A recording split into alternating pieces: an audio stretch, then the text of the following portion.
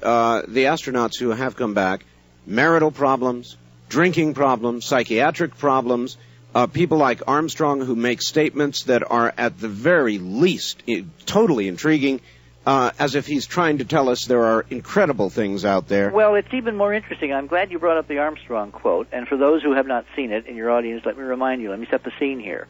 Last year was the 25th anniversary of Apollo 11. That's right.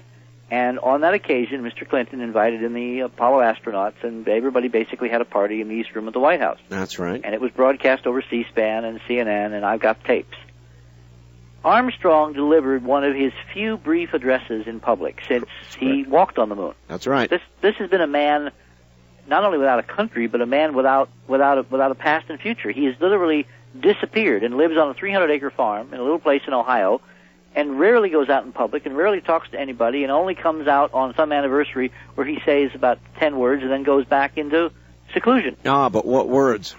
Well, the last time, which was last year, which was literally a month after we'd unveiled our thing at Ohio State, he started his address by the most remarkable comparison. And it took me almost a year to figure this out, Art, so I want to share it with you and with your audience. You got to see this tape. It's a stunning tape. He says, and I can now quote this from memory, have looked at the tape over and over and over again. He says, most people say the only bird that can talk is the parrot. And he doesn't fly very well.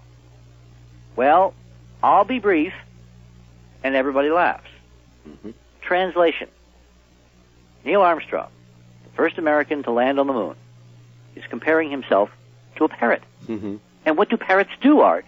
Mm-hmm. They repeat what they're told.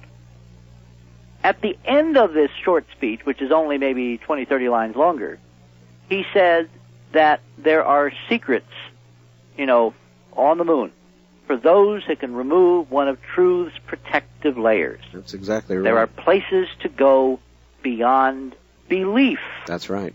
And when you look at these Clementine images in that document, all 13 color plates that I put in there, think of those words.